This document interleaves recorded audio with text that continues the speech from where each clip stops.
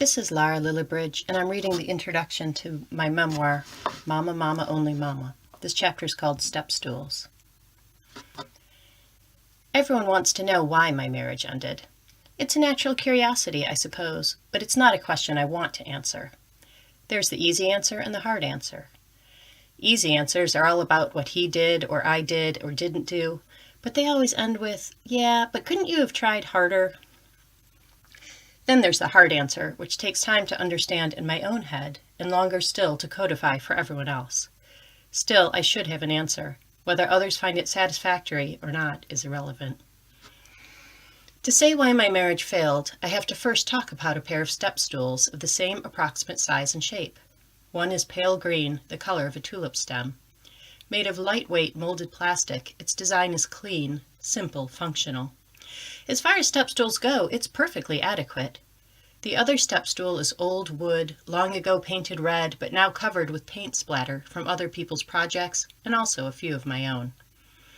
I cannot tell you why I had to buy it at that garage sale last summer, the one we walked to around the corner, where my youngest child bought a mini tape recorder and I found so many things that pleased me I left with my arms overflowing.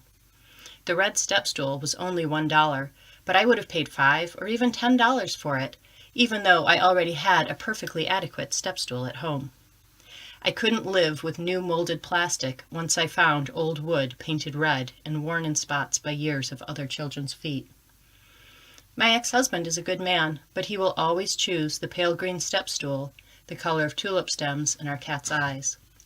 When he looks at the old red wood stool, he sees only junk past its prime and destined for the garbage heap. When I look at the green plastic one, I see only cheap, prefabricated, function over form nonsense.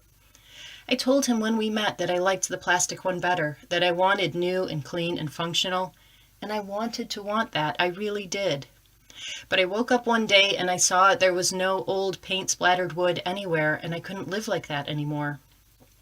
There was no room for worn-down red in our fresh, new, and functional track home filled with soft beige and ivory and only a dash of blue.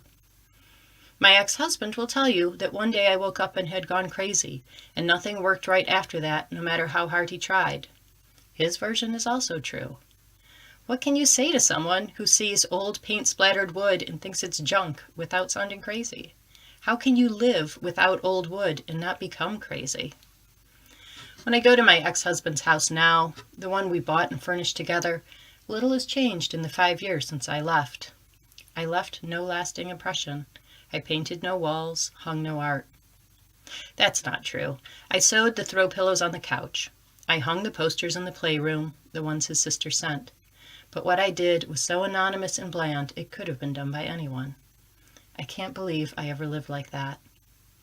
When my ex comes to my house, the one I have lived in for the last 5 years, it is overflowing with chaos and toy splatter and half-finished projects. He can't imagine anyone would want to live like this either.